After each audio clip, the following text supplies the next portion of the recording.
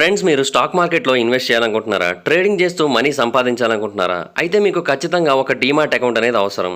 Demat account ఇవ్వడానికి ఇండియాలో ఎన్నో కంపెనీస్ ఉన్నాయి. అయితే వాటిలో ఏంజిల్ వన్ అనేది ఇండియాలోనే ది బెస్ట్ కంపెనీ. ఒకప్పుడు ఏంజిల్ బ్రోకింగ్గా ఉన్న ఈ సంస్థ ఇప్పుడు ఏంజిల్ వన్గా మారింది. ఈ ఏంజిల్ బ్రోకింగ్లో డీమాట్ అకౌంట్ ఓపెన్ చేసుకోవడానికి మీరు మనీ ఏమి పే చేయాల్సిన అవసరం లేదు. ఇంకా చాలా కంపెనీస్ ఉన్నాయి, అవి అకౌంట్ ఓపెన్ చేసుకోవడానికి మనీని ఛార్జ్ చేస్తాయి. కానీ ఏంజిల్ బ్రోకింగ్లో డీమాట్ అకౌంట్ని మనం ఫ్రీగా ఓపెన్ చేసుకోవచ్చు. సో ఒకవేళ మీకు ఇంట్రెస్ట్ ఉన్నట్టయితే నేను డిస్క్రిప్షన్లో ఏంజిల్ వన్ యొక్క లింక్ని అయితే ఇచ్చాను. ఆ లింక్ మీద క్లిక్ చేసి డీమాట్ అకౌంట్ని ఓపెన్ చేసుకొని స్టాక్ మార్కెట్లో ఇన్వెస్ట్ చేయడం స్టార్ట్ చేయండి. ఒకవేళ మీకు స్టాక్ మార్కెట్కి సంబంధించి కంప్లీట్ నాలెడ్జ్ లేకపోయినట్టయితే ఫస్ట్ డీమాట్ అకౌంట్ ఓపెన్ చేసుకొని కంప్లీట్గా నాలెడ్జ్ తెచ్చుకున్న తర్వాతే పూర్తి స్థాయిలో ట్రేడింగ్ చేయండి. డిస్క్రిప్షన్లో లింక్ ఉంటుంది, దాని మీద క్లిక్ చేసి అకౌంట్ ఓపెన్ చేసుకోండి. హలో గైస్, ఈరోజు ఈ వీడియోలో మార్స్ మీద మనకు కనిపించిన ది బెస్ట్ మిస్టరీస్లో ఒకదాని గురించి అయితే డిస్కస్ చేయబోతున్నాం. అండ్ ఆఫ్ కోర్స్ ముందే చెప్తున్నాను, నేనేమి మార్స్ మీద మనకు కనబడిన మనిషి యొక్క ముఖం గురించి అయితే మాట్లాడట్లేదు. అండ్ ఆల్రెడీ ఎన్నో ఏళ్ల క్రితమే దీనికి సంబంధించిన మిస్టరీ అయితే వీడిపోయింది. మనం ప్రస్తుతం మార్స్ మీద కనిపిస్తున్న ఒక వింతైన క్లౌడ్ లైక్ ఫార్మేషన్ గురించి అయితే మాట్లాడుకోబోతున్నాం.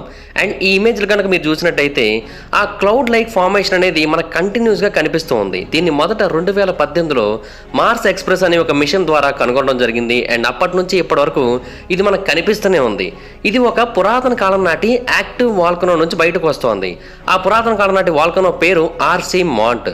అండ్ ఇంకొకటి ఏంటంటే ఇది ఎన్నో మిలియన్స్ ఆఫ్ ఇయర్స్ నుంచి అదే ప్రాంతంలో ఉంది. అండ్ అక్కడ నుంచి ఈ టైప్ ఆఫ్ క్లౌడ్స్ని అయితే బయటకు రిలీజ్ చేస్తూ ఉంది. కానీ శాస్త్రవేత్తలకు మాత్రం దీని గురించి రీసెంట్గానే తెలిసింది. అయితే ఈ వింతైన క్లౌడ్స్ని ఏది క్రియేట్ చేస్తోంది, ఎందుకని ఇది ఎగ్జాక్ట్గా ఇలాగే కనిపిస్తోంది అంటే అగ్నిపర్వతం అనేది బద్దలవుతున్నట్టుగా మనకు అక్కడ కనిపిస్తోంది కదా, కానీ అదైతే మాత్రం నిజానికి అక్కడ అలా లేదు. మరి ఎందుకు అలా కనిపిస్తోంది? ఇలాంటి ముఖ్యమైన విషయాలన్నింటినీ కూడా ఇప్పుడు ఈ వీడియోలో డీటెయిల్గా తెలుసుకుందాం. ఫస్ట్ ఆఫ్ ఆల్ మనం అర్థం చేసుకోవాల్సిన విషయం ఏంటంటే మార్స్ అనేది జియోలాజికల్గా ఇనాక్టివ్ స్టేట్లో ఉంది. అది ఇప్పుడు కాదు, ఎప్పటి నుంచో ఇనాక్టివ్ స్టేట్లో ఉంది. కాకపోతే దాని మీద వాల్కనోస్ అయితే మనకి చాలానే కనిపిస్తూ ఉంటాయి. అండ్ ఇన్ఫ్యాక్ట్ మన సోలార్ సిస్టంలోనే అతిపెద్ద వాల్కనో కూడా దీని మీద ఉంది. దాని పేరు ఒలింపస్ మాన్స్. అండ్ ఆబ్వియస్లీ దీని గురించి నేను ఒక వీడియోలో చెప్పడం జరిగింది. ఎవరైనా సరే ఆ వీడియో చూడకపోయినట్టయితే మన ఛానల్లో చూడొచ్చు. అండ్ ఇది మౌంట్ ఎవరెస్ట్ కంటే 3 రెట్లు పెద్దగా ఉంటుంది. అయితే ఈ వాల్కనోస్ అన్నీ కూడా ఎప్పటి నుంచో బద్దలవుతూనే వస్తున్నాయి. ఎన్నో బిలియన్స్ ఆఫ్ ఇయర్స్గా బద్దలవుతూ వస్తున్నాయి. కాకపోతే ఏంటంటే అవి ఏవి కూడా ప్లూమ్స్ని ప్రొడ్యూస్ చేయట్లే, అంటే ఎటువంటి స్మోక్ని కూడా ప్రొడ్యూస్ చేయట్లే. సో న్యాచురల్గా మనం అర్థం చేసుకోవాల్సిన విషయం ఏంటంటే ఆ పొగ ఏదైతే ఉందో అది వాల్కనో నుంచి అయితే రావట్లేదు, దాని చుట్టుపక్కల ఫామ్ అవుతోంది. అండ్ అదంతా కూడా ఒక మ్యాటర్ కారణంగా ఫామ్ అవుతోంది. సో అది ఎట్టి పరిస్థితుల్లోని కూడా ప్లూమ్ కాదు, అది క్లౌడ్స్ అని అయితే మనం అర్థం చేసుకోవాల్సి ఉంటుంది. నిజమే, అది ఒక క్లౌడ్ లాంటి ఫార్మేషన్. కానీ చూడడానికి మాత్రం ఎలా కనిపిస్తుంది అంటే అగ్నిపర్వతం అనేది బద్దలై దాని నుంచి పొగ బయటకు వస్తున్నట్టుగా కనిపిస్తూ ఉంటుంది. దాని యొక్క షేప్ కూడా అలాగే ఉంటుంది. అయితే ఇది నార్మల్ క్లౌడా అంటే కాదు. మార్స్ మీద మనకి చాలా చోట్ల క్లౌడ్స్ అయితే కనిపిస్తూ ఉంటాయి. అయితే ఈ క్లౌడ్ ఫార్మేషన్ అనేది చాలా నార్మల్గా కనిపిస్తూ ఉంటుంది. అండ్ చాలా చోట్ల ఇంతకుముందు మనకు కనబడినప్పటికీ కూడా అవేవి కూడా దీనిలాగైతే కనిపించలేదు. ఇది మాత్రమే డిఫరెంట్గా కనిపిస్తోంది. అయితే ఈ క్లౌడ్ ఎగ్జాక్ట్గా ఎలా ఫామ్ అయింది? శాస్త్రవేత్తలకు ఇప్పటికీ కూడా దీనికి సంబంధించిన ఎగ్జాక్ట్ ఆన్సర్ అయితే దొరకట్లేదు. అంటే 2018లో దీన్ని కనుగొన్నప్పటికీ కూడా ఇప్పటికీ దీని గురించి ఏమాత్రం పూర్తిగా తెలుసుకోలేకపోతున్నారు. దానికి మెయిన్ రీజన్ ఏంటంటే మార్స్ మీద చాలా ప్రోబ్స్ తిరుగుతున్నప్పటికీ కూడా అవన్నీ కూడా పర్టికులర్గా ఈ క్లౌడ్ ఫార్మేషన్ గురించి పరిశోధనలు చేయడానికి, ఈ క్లౌడ్ ఫార్మేషన్ గురించి తెలుసుకోవడానికి దీని చుట్టుపక్కల ప్రాంతాల్లో తిరగట్లేదు. సో అందువలన ఎగ్జాక్ట్గా దీని దగ్గరలో ఏం జరుగుతుందో మనకైతే తెలిసే అవకాశాలు చాలా తక్కువగా ఉన్నాయి. అండ్ మార్స్ మీదకి మనం ఆల్రెడీ చాలా ప్రోబ్స్ని పంపినప్పుడు దీని గురించి తెలుసుకోవడానికి అటువైపు కూడా పంపొచ్చు అని అనుకుందామా అంటే అప్పటికి దీని గురించి ఎవరికి కూడా తెలియదు, ఆ ప్రోబ్స్ అన్ని మార్స్ మీదకి వెళ్ళే టైంకి. సో దానివలన దీని యొక్క మిస్టరీ అనేది ఇప్పటికీ కూడా మిస్టరీగానే వీడిపోయింది. అయితే ఈ క్లౌడ్ అనేది పర్మనెంటా అంటే కాదని కూడా చాలామంది అయితే అభిప్రాయపడుతున్నారు. ఎందుకంటే ఈ క్లౌడ్ అనేది రోజులో కొన్ని సర్టెన్ టైమ్స్లో మాత్రమే కనిపిస్తుందంట. కానీ అలాగే గత కొన్నేళ్లుగా కనిపిస్తూనే వస్తుంది. శాస్త్రవేత్తలు ఈ క్లౌడ్ గురించి పూర్తిగా తెలుసుకోవడానికి ట్రై చేసినప్పుడు మార్స్ మీద సమ్మర్ అనేది ఎక్కువగా వచ్చినప్పుడు ఇవి మనకి కనిపించకుండా మాయమైపోతున్నాయంట. మళ్ళీ వింటర్ వచ్చినప్పుడేమో మనకి ఎక్కువగా కనిపిస్తున్నాయంట. ఈవెన్ ఆపర్చునిటీ రోవర్ ఒక ఫోటోని అయితే తీయడం జరిగింది. ఆ ఫోటో ఇదే. ఇక్కడైతే మనకి ఆ క్లౌడ్స్ క్లియర్గా కనిపిస్తూ వచ్చాయి. అయితే మళ్ళీ సమ్మర్ వచ్చిందంటే చాలు మొత్తం అన్నీ కూడా ఎవరో కావాలని అక్కడ నుంచి తీసేసినట్టుగా ఇమీడియట్గా మాయమైపోవడం కూడా జరుగుతుందంట. శాస్త్రవేత్తలు చాలా మంది దీని గురించి పరిశోధనలు చేస్తూ దీని గురించి ఒక ఆర్టికల్ని అయితే రిలీజ్ చేయడం జరిగింది. ఆ ఆర్టికల్ని బట్టి మనకి ఏమర్థమవుతుందంటే బేసిక్గా 1970లో వైకింగ్ ప్రోబ్స్ అనేవి మార్స్ మీద ల్యాండ్ అయినప్పుడు కూడా ఇటువంటి వాటిని కనుగొనడం జరిగిందంట. అండ్ ఇన్ఫ్యాక్ట్ అప్పటి నుంచి ఇప్పటి వరకు కనుగొంటూనే ఉన్నారంట కూడా. కాకపోతే ఏంటంటే వాటి యొక్క లెంత్లు అనేవి మారుతూ వస్తున్నాయని కూడా తెలియజేస్తూ వచ్చారు. అంటే ఈ ఇమేజెస్లో మీకు కనిపిస్తున్నాయి కదా, ఇవన్నీ కూడా ఆ క్లౌడ్స్ ఫార్మేషన్స్ యొక్క ఇమేజెస్ అనమాట. ఇవన్నీ ప్రతి ఒక్క మిషన్ కూడా రికార్డ్ చేయడం జరిగింది. సో కొంతమంది పర్టికులర్గా ఈ క్లౌడ్స్ మీద ఇంట్రెస్ట్ చూపిస్తూ దీని గురించి పరిశోధనలు అయితే చేస్తున్నారు. సో దాని వలన మనకు కొంచెం ఇన్ఫర్మేషన్ అయితే తెలుస్తోంది. అయితే ఇక్కడ ఇంట్రెస్టింగ్ పార్ట్ ఇంకొకటి ఉంది. అదేంటంటే ఈ మార్స్ మీద చాలా వాల్కనోస్ ఉన్నాయి అదే ప్రాంతంలో. అంటే ఆర్సీ మాట్ మనకి ఎక్కడైతే కనిపిస్తుందో ఆ చుట్టుపక్కల ప్రాంతాలలో ఇంకా పెద్ద పెద్ద వాల్కనోస్ కూడా చాలా ఉన్నాయి. కానీ వాటి దగ్గర ఎక్కడా కూడా ఈ అన్యూజువల్ క్లౌడ్ ఫార్మేషన్ అనేది మనకు కనిపించట్లేదు. కేవలం ఆర్సీ మాట్ దగ్గర మాత్రమే కనిపిస్తోంది. అండ్ నిజానికి వేరే టైప్ ఆఫ్ క్లౌడ్స్ కూడా ఉన్నప్పటికీ కూడా అవేవి ఇంత మిస్టీరియస్గా కనిపించట్లేదు. అండ్ ఈ ఆర్సియా మాన్స్ అనేది అయితే ఈక్వేటర్కి చాలా దగ్గరగా ఉంది. బట్ అయినప్పటికీ కూడా దాని నుంచి కూడా ఎటువంటి క్లౌడ్ ఫార్మేషన్ అయితే మనకు కనిపించట్లేదు. సో ఈక్వటోరియల్ రీజన్తో కంపేర్ చేసినట్టయితే పోల్స్కి దగ్గరగా ఉన్న వాటి నుంచి మేబీ ఇలాంటి క్లౌడ్స్ బయటకు వస్తూ ఉండొచ్చు అని కూడా అభిప్రాయపడుతున్నారు. అయితే ఈ క్లౌడ్కి సంబంధించి మరిన్ని ఫొటోస్ అనేవి వచ్చాయి. అంటే డైలీ సైకిల్స్, యాన్యువల్ సైకిల్స్ ఇలాంటివన్నీ కూడా బయటకు రిలీజ్ అయ్యాయి ఆ ఆర్టికల్లోనే. అయితే ఆ ఫొటోస్ మనకి ఏమని తెలియజేస్తున్నాయంటే ప్రతిరోజు పొద్దున్న అది చిన్నగా స్టార్ట్ అవుతుంది. అండ్ అది ఆ వాల్కనీ యొక్క పై భాగంలోనే స్టార్ట్ అవుతుంది. ఆ తర్వాత మెల్లిమెల్లిగా అది పెరిగి పెద్దదైపోతుంది. అండ్ ఒకనొక పాయింట్కి వచ్చేసరికి అది 15 నుంచి 1800 కిలోమీటర్ల లెంత్ వరకు చేరుకుంటుందంట. అండ్ 150 కిలోమీటర్ల విడ్త్ వరకు కూడా చేరుకుంటుందంట. సో 18 కిలోమీటర్ల పొడవు, 150 కిలోమీటర్ల విడ్త్, అది పొద్దున్న మొదలయ్యి సాయంత్రానికి ఆ స్పీడ్కి వెళ్ళిపోతుందంటే మీరు అర్థం చేసుకోవచ్చు అది ఎంత సర్ప్రైజింగ్లీ ప్రెడిక్టబుల్ క్లౌడ్ అనేది. అంటే గెస్ చేయలేం మనం దానికోసం అసలు ఏమాత్రం కూడా. కేవలం కొన్ని గంటల్లోనే అది అంత భారీ స్థాయికి చేరుకుంటుంది. మళ్ళీ సాయంత్రం అయ్యేసరికి ఇమీడియట్గా మాయమైపోతుంది. అంటే ఒక 10 గంటల ప్రయాణం ఉంటుంది దానికి. ఆ 10 గంటల ప్రయాణంలోనే అది మొదలవుతుంది, పెరిగి పెద్దదవుతుంది, ఆ తర్వాత కంప్లీట్గా కనుమరుగైపోతుంది. అయితే బేసిక్గా మార్స్ మీద మనకి వేరు చోట్ల వేరు రకాల టెంపరేచర్స్ అనేవి ఉంటాయి. వేరు చోట్ల వేరు రకాలుగా వాటర్, ఐస్ ఫార్మేషన్స్ ఇవన్నీ ఉంటాయి. కాబట్టి దాన్ని బట్టి క్లౌడ్ ఫార్మేషన్ అనేది మారుతుంది అనుకోవచ్చు. బట్ అది కూడా మనం ఎగ్జాక్ట్గా చెప్పలేము. ఎందుకంటే ఈ వాల్కనోకి చుట్టుపక్కల 20 కిలోమీటర్ల ప్రాంతాల్లో మన యొక్క శాటిలైట్స్ ఏవి కూడా తిరగట్లేదు. అంటే మన యొక్క ప్రాజెక్ట్స్ ఏవి కూడా తిరగట్లేదు.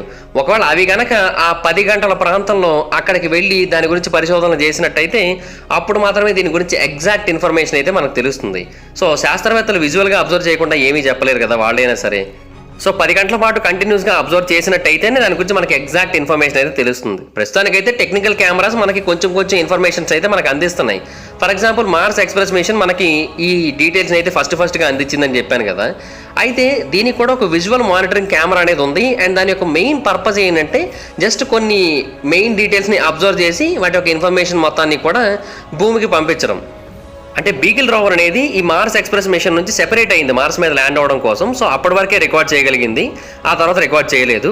బట్ అయినప్పటికీ కూడా మన దగ్గర ఎగ్జాక్ట్ క్వాలిటీ లేదు. ఎందుకంటే ఆ మిషన్ కొన్న వెబ్ క్యామ్ యొక్క క్వాలిటీ 640x480 పిక్సెల్స్. సో చాలా అంటే చాలా తక్కువ క్వాలిటీ. సో ఇప్పుడు మన దగ్గర ఎక్స్ట్రాడినరీ కెమెరాస్ ఉన్నప్పటికీ కూడా అప్పట్లో అయితే మన దగ్గర ఎక్కువగా ఉండేవి కాదు. కాబట్టి పెద్దగా క్వాలిటీ ఇమేజెస్, క్వాలిటీ వీడియోస్ అయితే మనకు దొరకలేదు దాని గురించి. అండ్ నిజానికి మార్స్ ఎక్స్ప్రెస్ మిషన్ అనేది ఇంకా రికార్డ్ చేయగలిగేది, కానీ శాస్త్రవేత్తలు ఆపేశారు. సర్లే ఇంకా దాంతో మనకు పని ఏమీ లేదు కదా అని. కానీ తర్వాత అర్థమైంది వాళ్ళకి, లేదు కెమెరా క్వాలిటీ తక్కువ ఉన్నప్పటికీ కూడా మనకి ఇది ఎంతో కొంత ఉపయోగపడుతుందని అయితే అర్థమైంది. సో దాని ఆధారంగా కొన్ని విజువల్స్ని తీసుకున్నారు. మళ్ళీ అదంతా కూడా మార్స్ చుట్టూ తిరుగుతున్న టైంలో ఆ ప్రాజెక్ట్ అనేది పెద్దగా సక్సెస్ కాకపోయినా ఈ కొంచెం ఇన్ఫర్మేషన్ అయితే మనకు తెలియజేసింది. సో ఆ టైంలో తీసిన కొన్ని ఫొటోస్, కొన్ని వీడియోస్ కారణంగానే ఇప్పుడు ఈ ఫొటోస్ అయితే మనకి ఇక్కడ కనిపిస్తున్నాయి. శాస్త్రవేత్తలు వీటన్నింటినీ కూడా కంబైన్ చేసుకుంటున్నారు. ఆ తర్వాత ఎంఆర్ఓ అంటే మార్స్ రీకానిసెన్స్ ఆర్బిటర్, ఆ తర్వాత ఇండియన్ మిషన్ అయిన మామ్ అంటే మార్స్ ఆర్బిటర్ మిషన్, వీటన్నిటి నుంచి కూడా చాలా రకాల ఇమేజెస్, వీడియోస్ ఇవన్నీ కూడా వస్తూ ఉన్నాయి. వీటన్నిటిని కూడా కలెక్ట్ చేసి వీటన్నిటిని బట్టి పరిశోధనలు అయితే చేస్తున్నారు.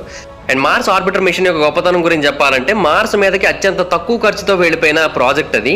అండ్ నిజానికి మార్షియన్ అనే ఒక మూవీ వచ్చింది. ఆ మూవీని తీయడానికి అయిన బడ్జెట్ కంటే ఈ ప్రాజెక్ట్ యొక్క కాస్ట్ చాలా అంటే చాలా తక్కువ. సో చాలా బెస్ట్ ప్రాజెక్ట్ అది. అండ్ అది కూడా కొంత ఇన్ఫర్మేషన్ అయితే మనకు అందజేస్తూ ఉంది ఈ పర్టికులర్ పాయింట్స్లో, అంటే క్లౌడ్స్ గురించి, క్లౌడ్ ఫార్మేషన్స్ గురించి, వీటన్నిటి గురించి అనమాట. అయితే కొంతమంది శాస్త్రవేత్తలు వీటి మీద పరిశోధన చేసిన తర్వాత ప్రాథమికంగా ఏమని చెప్తున్నారంటే అవి వాల్కానిక్ ప్యూమ్స్ కావని చెప్తున్నారు. అవి ఏంటంటే ఓరోగ్రాఫిక్ క్లౌడ్స్ అని చెప్తున్నారు. అంటే ఇవి భూమి మీద కూడా ఫామ్ అవుతూ ఉంటాయి. ఈ టైప్ ఆఫ్ క్లౌడ్స్ మనకి భూమి మీద రియో డి జెనీరో దగ్గర కనిపిస్తూ ఉంటాయి. ఆ తర్వాత ఇరాన్లోని మంచు పర్వతం పైన కూడా ఇలా కనిపించాయి మనకి. అండ్ ఇవన్నీ కూడా ఎప్పుడెప్పుడు ఫామ్ అవుతూ ఉంటాయంటే ఫస్ట్ ఆఫ్ ఆల్ మనకి మాయిశ్చర్ అనేది ఆ ప్రాంతంలో చాలా ఎక్కువగా ఉండాల్సి ఉంటుంది. ఆ తర్వాత ఏదైనా ఒక పెద్ద ఆబ్జెక్ట్ అనేది ఆ ప్రాంతంలో ఉండాల్సి ఉంటుంది. అంటే వాల్కనో కావచ్చు, లేదంటే ఏదైనా పెద్ద కొండ కావచ్చు, అది మధ్యలో ఉండాల్సి ఉంటుంది.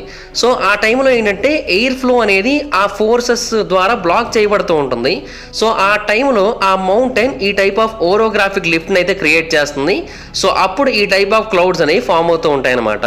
సో మాయిశ్చర్ అనేది ఉంటేనే కదా ఇవన్నీ కూడా ఫామ్ అయ్యేవి. అండ్ మాయిశ్చర్ అనేది పెరుగుతున్న కొద్దీ ఆ మౌంటైన్ యొక్క ఎత్తు పెరుగుతున్న కొద్దీ ఆ క్లౌడ్స్ యొక్క హైట్ కూడా పెరుగుతూ వస్తూ ఉంటుంది. అండ్ ఒక పర్టికులర్ పాయింట్కి వచ్చిన తర్వాత అది కండెన్స్ అవ్వడం స్టార్ట్ అవుతుంది అండ్ గడ్డ కట్టేస్తుంది. సో ఆ తర్వాత ఏంటంటే ఇంకా ఆ టైప్ ఆఫ్ ఫార్మేషన్స్ అనేవి కంప్లీట్గా ఆగిపోతూ ఉంటాయి. బట్ దీనికి పర్టికులర్ టెంపరేచర్స్ కూడా కావాల్సి ఉంటుంది ఈ టైప్ ఆఫ్ క్లౌడ్స్ ఫామ్ అవ్వాలంటే. ఒకవేళ ఏదైతే టెంపరేచరు, ఏదైతే మాయిశ్చర్ ఆ క్లౌడ్ ఫామ్ అవ్వడానికి కారణమైందో ఆ మాయిశ్చర్ తగ్గిపోయినా, టెంపరేచర్స్ పెరగడం తగ్గడం లాంటివి జరిగినా ఇమీడియట్గా ఈ టైప్ ఆఫ్ క్లౌడ్స్ అనేవి కంప్లీట్గా కనుమరుగైపోతాయి అనమాట. అండ్ ఇక్కడ మార్స్ విషయానికి వచ్చినట్టయితే ఇదంతా కూడా ఒక్క రోజులో జరుగుతోంది. అండ్ అంతేకాకుండా స్ప్రింగ్ టైంలో ఎక్కువగా జరుగుతోంది. సమ్మర్ టైంకి వచ్చేసరికి మళ్ళీ అలా జరగట్లేదు. సో మళ్ళీ స్ప్రింగ్ వస్తే జరుగుతుంది. సో దీన్ని బట్టి ఏంటంటే ఈ క్లౌడ్స్ దగ్గర, అంటే మార్స్ మీద కనిపిస్తున్న ఈ క్లౌడ్స్ దగ్గర ఇటువంటి ప్రక్రియ అనేది చాలా అంటే చాలా వేగంగా జరుగుతుంది. కేవలం 10 గంటల్లోనే ఇదంతా కూడా జరుగుతుంది. అది కూడా ఆ క్లౌడ్ నార్మల్గా స్టార్ట్ అయ్యి 1800 కిలోమీటర్ల లెంత్ వరకు చేరుకొని మళ్ళీ ఇమీడియట్గా 10 గంటల కల్లా అది డ్రాప్ అయిపోవడం అంటే గంటకు సుమారుగా 600 కిలోమీటర్ల వేగంతో అవి ప్రయాణిస్తున్నాయంట. అంటే ఆల్మోస్ట్ ఒక పెద్ద విమానం అనేది భూమి మీద ప్రయాణిస్తున్న వేగంతో ఆ క్లౌడ్స్ అయితే మార్స్ మీద ప్రయాణిస్తూ ఉన్నాయి. సో నార్మల్గా అయితే మాత్రం ఇంత వేగంగా క్లౌడ్స్ అయితే ప్రయాణించవు. సో ఈ పర్టికులర్ పాయింట్లో కూడా ఇవి స్పెషల్ క్లౌడ్స్ అనేది శాస్త్రవేత్తలు అభిప్రాయపడుతున్నారు. అండ్ ఇంకొకటి ఏంటంటే ఆ పర్టికులర్ కొండ, ఆ పర్టికులర్ లొకేషన్ ఇవన్నీ కూడా మేబీ మ్యాటర్స్ అయి ఉండొచ్చు అని కూడా అభిప్రాయపడుతున్నారు. ఎందుకంటే ఆల్రెడీ ఇందాక చెప్పాను కదా, దాని చుట్టుపక్కల ప్రాంతాల్లో అలాంటి వాల్కనోస్ చాలా ఉన్నాయి. బట్ అయినప్పటికీ కూడా ఎక్కడ అలాంటి ఫామ్ అవ్వట్లే, కేవలం అక్కడ మాత్రమే ఫామ్ అవుతున్నాయి. సో ఇక్కడ మీరు ఫోటోలో చూసినట్టయితే 4 పెద్ద పెద్ద వాల్కనోస్ కనిపిస్తున్నాయి కదా, వీటిలో ఒక్కటి మాత్రమే ఈక్వేటర్ దగ్గరగా ఉంది. అండ్ దాని దగ్గర కూడా చాలా లైట్గా ఎఫెక్ట్ అయితే కనిపిస్తుంది తప్ప ఎక్కువగా కనిపించట్లేదు. మేబీ ఆ ప్రాంతంలో మాయిశ్చర్ అనేది ఎక్కువగా ఉండి ఉండొచ్చు మిగతా ప్రాంతాలతో కంపేర్ చేసినట్టయితే. సో దానివలన అక్కడ కొంచెమైనా సరే ఫామ్ అవుతూ ఉండొచ్చు అని అయితే అభిప్రాయపడుతున్నారు. బట్ ఎగ్జాక్ట్గా అయితే మాత్రం ఈ వాల్కనో దగ్గర ఆ టైప్ ఆఫ్ ఓరోగ్రాఫిక్ క్లౌడ్స్ అనేవి ఫామ్ అవడానికి మెయిన్ రీజన్ ఏంటనేది అయితే మాత్రం ఇప్పటికీ కూడా అర్థం కావట్లేదు. అండ్ నిజానికి మీకు కూడా తెలుసా, ఎవరెస్ట్ చుట్టూ కూడా ఎప్పుడు అటువంటి క్లౌడ్స్ అయితే ఫామ్ అవ్వలేదు. ఎందుకంటే అక్కడ మాయిశ్చర్ అనేది అంతలా ఉండదు కాబట్టి. బట్ ఈ డైనమిక్స్ వెనక ఉన్న రీజన్ ఏంటి, అవి అంత ఫాస్ట్గా ఎలా మూవ్ అవుతున్నాయి, ఇవేవి కూడా ఎవ్వరికి అర్థం కావట్లేదు. అండ్ సోలార్ సిస్టంలోని ది ఎక్స్ట్రీమ్ మిస్టరీస్లో ఇది కూడా ఒకటనైతే చాలామంది అభిప్రాయపడుతున్నారు శాస్త్రవేత్తలు. సో ఒకటైతే మనకు అర్థమవుతోంది, ఇది మాయిశ్చర్ ద్వారా ఫామ్ అవుతుంది కాబట్టి ఇది ఒక వాటర్ క్లౌడ్. అంటే ఆ పర్టికులర్ ప్రాంతంలో వాటర్ అనేది ఎక్కువగా ఉండి ఉండొచ్చు అని కూడా మనకైతే అనిపిస్తోంది. సో ఈ కోణంలో కూడా ఆ ప్రాంతంలో పరిశోధనలు చేయాల్సి ఉంటుంది. అంటే ఆ వాల్కనో దగ్గరలో కావచ్చు, ఆ వాల్కనో కింద కావచ్చు, ఎక్కడైనా సరే వాటర్ డిపాజిట్స్ అనేవి ఎక్కువగా ఉండే అవకాశం కూడా ఉంది. బట్ అది కూడా ఎగ్జాక్ట్గా మనకు తెలియదు. అండ్ ఆ లొకేషన్ మాత్రమే ఎందుకని ఆ క్లౌడ్ ఫార్మేషన్కి మెయిన్ రీజన్గా మారిందనేది అయితే మాత్రం ఎవ్వరికి కూడా అర్థం కావట్లేదు. సో ప్రస్తుతానికి మనకు తెలిసిన ఇన్ఫర్మేషన్ ఏంటంటే దీని యొక్క లొకేషన్, షేప్, అలాగే ఈ క్లౌడ్ ఫార్మేషన్, అంతే తప్ప ఇంకేమీ కూడా తెలియదు మనకి. కానీ శాస్త్రవేత్తలు అయితే మాత్రం మరికొన్ని మిషన్స్ ద్వారా మరికొన్ని పరిశోధనలు అయితే చేస్తున్నారు. అండ్ దీనికి సంబంధించి మరికొన్ని ఫొటోస్ని కూడా తెప్పించే ప్రయత్నం చేస్తున్నారు. చైనీస్ ప్రోబ్ అయిన చైన్వెన్-1 ద్వారా కావచ్చు, అండ్ అరబ్ ప్రోబ్ కూడా తిరుగుతుంది ఆ ప్రాంతంలోనే. సో ఈ రెండింటి నుంచి ఎప్పుడైనా సరే మనకి ఈ క్లౌడ్కి సంబంధించిన ఇన్ఫర్మేషన్ రావచ్చు. సో ఆ ఇన్ఫర్మేషన్ కూడా వచ్చినట్టయితే వాటి ద్వారా మనం మరిన్ని పరిశోధనలు అనేది చేసి మరింత ఇన్ఫర్మేషన్ అయితే తెలుసుకోవచ్చు. బట్ అవైతే ప్రస్తుతానికి రాలేదు. అవి వచ్చినప్పుడు డెఫినెట్గా ఏదైనా అప్డేట్ వచ్చినట్టయితే దీని గురించి ఖచ్చితంగా మీకు అప్డేట్ చేస్తాను. అండ్ ఈ వీడియోకి అయితే ఇంతే గైస్. ఈ వీడియో మీకు నచ్చినట్టయితే లైక్ చేయండి, వీడియోని షేర్ చేయండి, మా ఛానల్ని సబ్స్క్రైబ్ చేసుకోండి, పక్కన ఉన్న బెల్ ఐకాన్ క్లిక్ చేయండి. అండ్ ఒకవేళ ఎవరైనా నాకు సపోర్ట్ చేయాలనుకున్నట్టయితే కింద సబ్స్క్రైబ్ బటన్ పక్కన జాయిన్ బటన్ ఉంటుంది, దాన్ని క్లిక్ చేసి మెంబర్షిప్ తీసుకొని నాకు సపోర్ట్ చేయండి. అండ్ ఒకవేళ మీరు డైరెక్ట్గా ఫాలో అవ్వాలనుకుంటే నా ఇన్స్టాగ్రామ్ ఐడి యొక్క లింక్ కింద డిస్క్రిప్షన్లో ఉంటుంది, దాన్ని క్లిక్ చేసి మీరు నన్ను ఫాలో అవ్వచ్చు. ఆ తర్వాత ఏదైనా ఒక టాపిక్ గురించి నాకు సజెస్ట్ చేయాలనుకున్నా కూడా ఇన్స్టాగ్రామ్లో నాకు మెసేజ్ చేయండి, నేను దాని గురించి వీడియో చేయడానికి ట్రై చేస్తాను. Thank you guys, bye bye now. Friends, మీరు స్టాక్ మార్కెట్లో ఇన్వెస్ట్ చేయాలనుకుంటున్నారా? ట్రేడింగ్ చేస్తూ మనీ సంపాదించాలనుకుంటున్నారా? అయితే మీకు ఖచ్చితంగా ఒక డీమాట్ అకౌంట్ అనేది అవసరం. డీమాట్ అకౌంట్ ఇవ్వడానికి ఇండియాలో ఎన్నో కంపెనీస్ ఉన్నాయి. అయితే వాటిలో ఏంజిల్-1 అనేది ఇండియాలోనే ది బెస్ట్ కంపెనీ. ఒకప్పుడు ఏంజిల్ బ్రోకింగ్గా ఉన్న ఈ సంస్థ ఇప్పుడు ఏంజిల్-1గా మారింది. ఈ ఏంజిల్ బ్రోకింగ్లో డీమాట్ అకౌంట్ ఓపెన్ చేసుకోవడానికి మీరు మనీ ఏమి పే చేయాల్సిన అవసరం లేదు. ఇంకా చాలా కంపెనీస్ ఉన్నాయి, అవి అకౌంట్ ఓపెన్ చేసుకోవడానికి మనీని ఛార్జ్ చేస్తాయి. కానీ ఏంజిల్ బ్రోకింగ్లో డీమాట్ అకౌంట్ని మనం ఫ్రీగా ఓపెన్ చేసుకోవచ్చు. సో ఒకవేళ మీకు ఇంట్రెస్ట్ ఉన్నట్టయితే నేను డిస్క్రిప్షన్లో ఏంజిల్-1 యొక్క లింక్ని అయితే ఇచ్చాను. ఆ లింక్ మీద క్లిక్ చేసి డీమాట్ అకౌంట్ని ఓపెన్ చేసుకొని స్టాక్ మార్కెట్లో ఇన్వెస్ట్ చేయడం స్టార్ట్ చేయండి. ఒకవేళ మీకు స్టాక్ మార్కెట్కి సంబంధించి కంప్లీట్ నాలెడ్జ్ లేకపోయినట్టయితే ఫస్ట్ డీమాట్ అకౌంట్ ఓపెన్ చేసుకొని కంప్లీట్గా నాలెడ్జ్ తెచ్చుకున్న తర్వాత పూర్తి స్థాయిలో ట్రేడింగ్ చేయండి. డిస్క్రిప్షన్లో లింక్ ఉంటుంది, దాని మీద క్లిక్ చేసి అకౌంట్ ఓపెన్ చేసుకోండి.